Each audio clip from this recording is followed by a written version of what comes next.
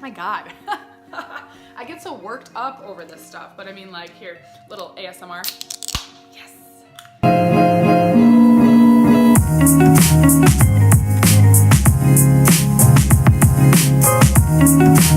Hey you guys, what's up? My name's Melina. Thanks for stopping by. If you're new here, welcome. If you're not, welcome back. Today's video is a little bit different than the rest, unless you follow me on Instagram. So I'm kind of taking what I usually do on Instagram and I'm bringing it to YouTube for this weekend. So usually every week after The Bachelor, I give what I call a Bachelor bitch sesh on my Instagram story. I basically just rant, dish, talk a lot of shit about what I liked, what I didn't like, what was fucking weird that happened in the episode. And so I was actually traveling all week for work. I didn't get to watch the episodes right away, so I had to watch them later. And then instead of doing a Bachelor bitch sesh, I decided, shit, I'm gonna make a YouTube video and I'm just going to give all my thoughts and make it a little longer than usual because there is a lot to talk about in these last two episodes. Holy shit. Okay, so first and foremost, so this is funny shit. I could not help but laugh at the way things went down after this. So he jumps the fence and production goes crazy. Like, everybody is like freaking out, like, holy shit, he's on the loose. And it's like, everyone's forgetting that he's also a very large man that's like, what, how old is he, like 26 years old? Like, he can take care of himself. Like, it turned into an episode of Cops, 100%. Bad boys, what you want, what you want, what you gonna do when Chevy John Brown come for you? Tell me what you wanna do, what you gonna do. They were chasing him, yelling his name, acting like there's like all these monsters in the woods that are gonna attack him. Like, they were losing their goddamn minds because Colton needed some space, God forbid. But like, damn, you guys, he's a grown-ass man. He'll come back. He'll come back when he's hungry. Like, he's not gone for good. Like, everybody, like, relax. Like, it was like he was a felon on the loose. Like, they were losing their minds. At one point, Chris Harrison gets on the phone and he goes, if we can't find him in the next, what, like hour or so, I'm gonna have to call the cops. For what? Coming from somebody who is going to be married to a detective and past like road cop, if they would have gotten a call that a man ran off in hysteria because he was sad about a girl that dumped him, they would be like, you need to go somewhere and you need to not waste my motherfucking time. Here's the thing about Colton, and this has been his thing from the beginning. He is just too immature for this. I mean, one, obviously, hello, he's a virgin. Like, there's that. Yeah, we know that. I just feel like he's so immature. Like, everything about his mindset, the way his mind works, like how he says things, it's just like, you are acting like a college girl. You are acting like so many of people that I've had to deal with that I've been in my past when I was like fucking like 20 years old in college. Like, so yeah, the meltdown, that was no surprise, okay? Like, he's a child. He is a child. Fast forward to Tayshia. When she answers the door and he walks in, like, you can tell instantly she knows something's up. Like, she's like, ah, shit. Like, I'm going home. Like, you could just see it in her eyes. She knows. And as if the look in his eyes didn't solidify why he was there, the awkward side hug when they're usually like jumping into each other's arms and kissing madly when they first see each other. Like, if you ever get a side hug, ladies, shit's over. Either shit's over or shit's about to hit the fan. And you need to prepare yourself for whatever's about to happen. Because once you get that side hug, it's not gonna be good. He tells her he loves Cassie, boom. From there, Tayshia is the one that has to console him. What? Like, that was too much for me. And like, good for her. Like, yes, she handled it like a G. Like, she was handling it pretty well. However, she was handling it too well. Like, you need to be like, listen, get a fucking grip, get your shit together, because you're not the one that's going home. And you're the one who has love, and I'm here looking like an idiot on national television while you cry like a little bitch-ass bitch in my arms. Like, you need to back up. And so, yeah, like, eventually she kind of like lost her shit and started crying, and I felt bad for her. I truly felt bad for her, and I felt bad for Hannah. Oh my God, like, don't put her through that. Like, that was just a selfish move on his part. Like, I get it, he's an emotional guy, and honestly, I do give him props for being so emotional on television and not letting like the stigma of emotions and men and all of that get to him, and him just like being him to like that. I do love, like, props to him for that. But I feel like there's a time and a place, and you do not make it about yourself when you are telling a girl that you're breaking up with her on national television. I don't know, it was just too much. It was too much. Like, he needs to relax. Like, Colton. What I find always amazing, like this is the shit I love about The Bachelor, is it's always the saddest breakup in history. It's always the saddest whatever, the biggest whatever in Bachelor history. And it's like this shit was pretty crazy, but like, I don't know. Becca and Ari's breakup last season was pretty fucked up. So I don't know if this tops that, but I'll let The Bachelor have that, and they can just keep going with it, but like, come on, you guys. Okay, so Tayshia was sad, like, that made me sad, but I felt like Hannah's breakup, extra sad. Unlike Tayshia, when Hannah opened the door, she thought Colton was there to see her, to like, surprise her, which broke my heart, because she was so giddy and so like blinded by her happiness that like, she failed to notice the side hug, she failed to notice the look in his eyes, and she was still like super like, like extremely happy just because she was so excited to see him. And in like my heart of hearts, I was like, wow, this is gonna be really sad. So the thing that fucked me up the most about his breakup with Hannah, where I was like, there were a lot of times in this season where I lost a lot of respect for Colton. I don't want to say I hate him or I dislike him, but this is why I say he's very immature, because he says things in the heat of the moment to kind of like mild it. That's not the word. To kind of like bring it down a notch. So he's in the middle of breaking up with Hannah, and he tells her, I thought it was gonna be you. What in the fuck? What? And then, as if that's not enough, then he said, you still remind me of home. Bitch. Oh my God.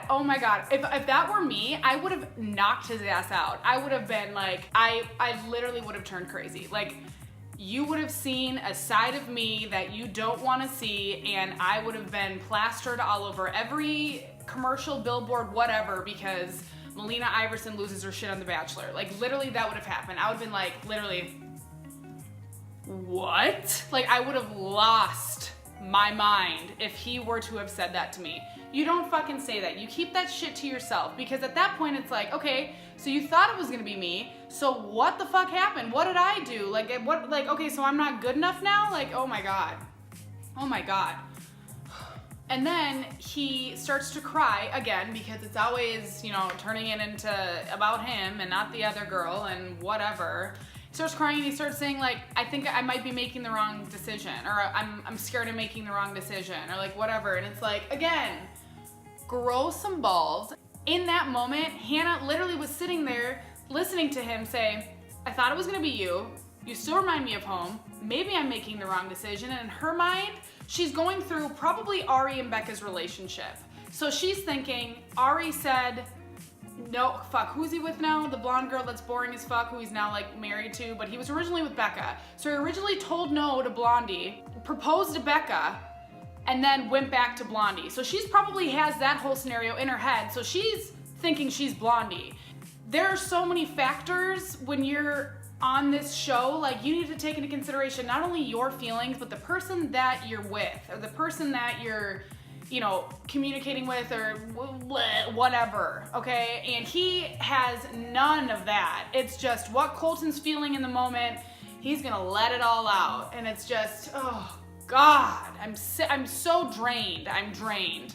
I give him props, like I said before, for like releasing his emotions and letting people know how he feels.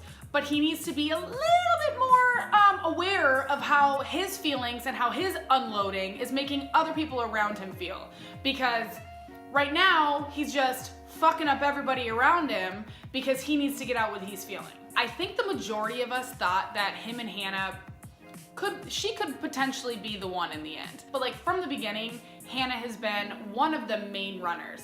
And when she's talking at the finale and she's talking to Chris Harris and she's talking about how she wanted to watch the show because in a weird way she was hoping that she would get closure seeing him with other relationships and realizing like, oh yeah, he did have something better with somebody else. She came out and said, I didn't get that closure because even from the show, it looked like we had this connection that was unbreakable. And like for me, I was like, yeah, I know. I saw it too, and I was right there with you. I feel so bad for her because she did get blindsided. Like Tayshia, I could feel, like love Tayshia, don't get me wrong, but I never felt that they were like really in it together. And then she talks about how she thought that he was gonna chase her afterwards, how he walks out the door and she was thinking like, okay, he's gonna come chase me. At that point, she thinks, okay, it's not for sure over. Like, things could still come from this. So I thought it was so sad that she was waiting for him to chase her, like even telling the producers like, hey, if he comes, like, please tell me to brush my hair, which, baller move, I'd be telling everybody, yo, if he's coming, you gotta give me like, hey, brush that shit because you're looking a hot mess and like, cameras are coming. And you never did, and oh God. I still feel so bad. One thing I'm very glad that Hannah did, because I was like, is anybody gonna say anything about this?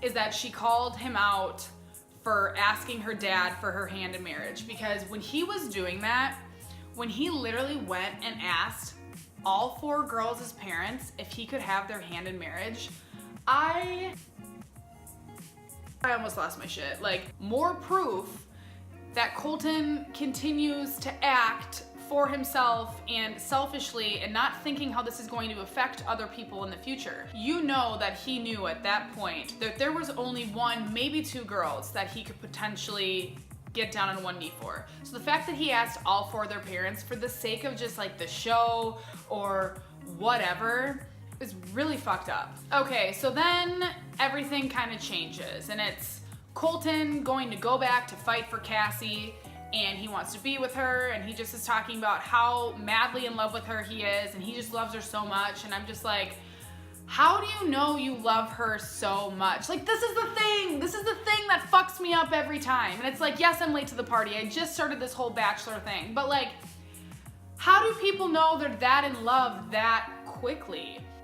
If you don't follow me on Instagram and you haven't watched my Bachelor bitch sessions, then you didn't see last week's when Cassie actually left.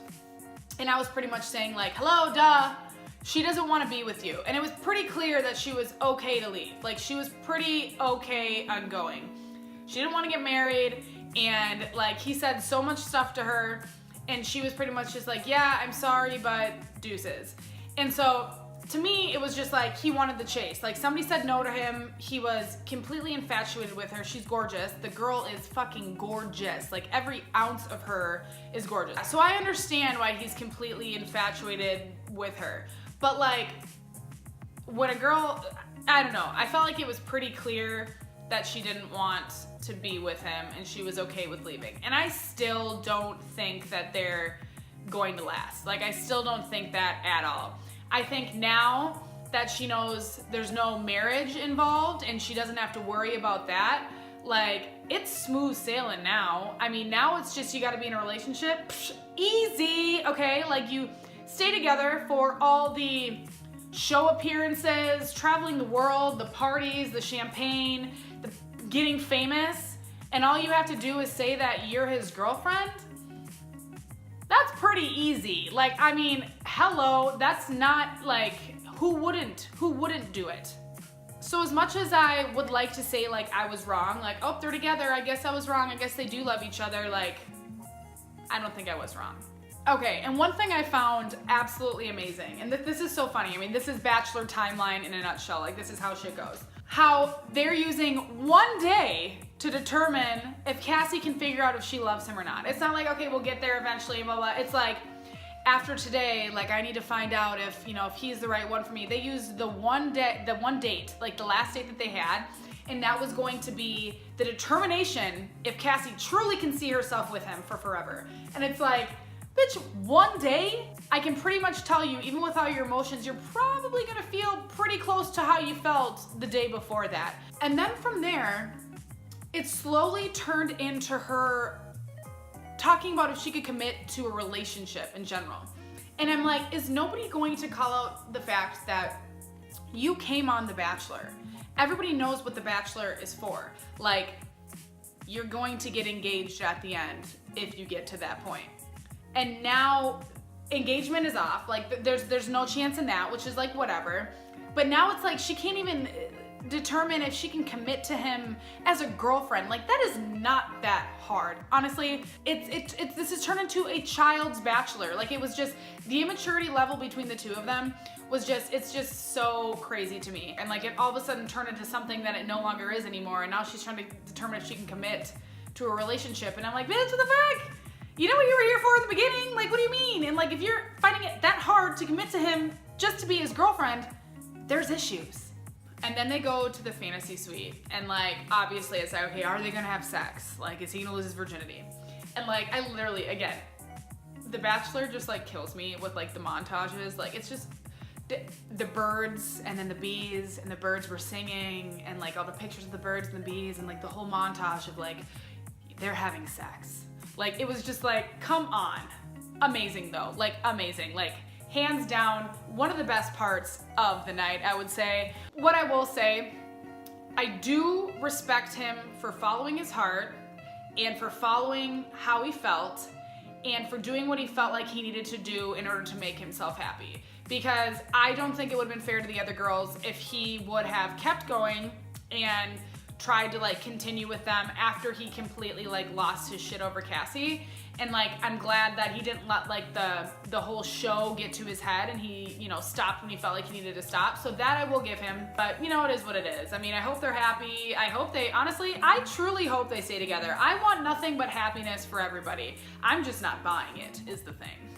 And last but not least, the new Bachelorette being Hannah Cray Cray Banane. That's what I call her. I call her Hannah Cray Cray Banane because that bitch is crazy. I cannot believe she's the Bachelorette. Like, she's the one girl on the season that I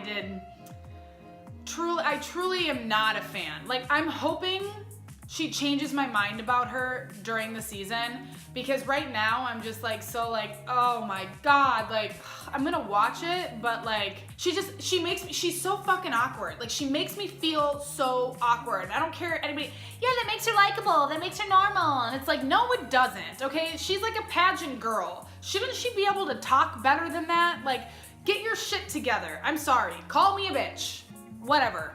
But like, I just can't do it. I'm not buying it. I feel like she's got this inner nastiness about her, and I don't know. I'm not there. Not a fan. And then to wrap it all up, the guys that approached her, first of all, I'd be so mad. I'd be so mad if that was my like handful of guys to start off the whole season. I'd be like, what is this? This is what you're giving me? Because that was slim pickings, guys. That was the bottom of the barrel. I'm sorry. So yeah, that's about it. That's all I have for you. That's my Bachelor bitch sesh. So yeah, if you guys don't already follow me on Instagram, follow me at Melina Iverson here. I'm gonna continue with my Bachelor bitch seshes. I guess the next one's gonna be my Bachelorette bitch sesh. Go ahead and subscribe if you like the video. Please give me a thumbs up. Also hit the bell for post notifications so you know every time I post. And thank you so much for watching. I had fun. I hope you guys have an amazing weekend, and I love you all.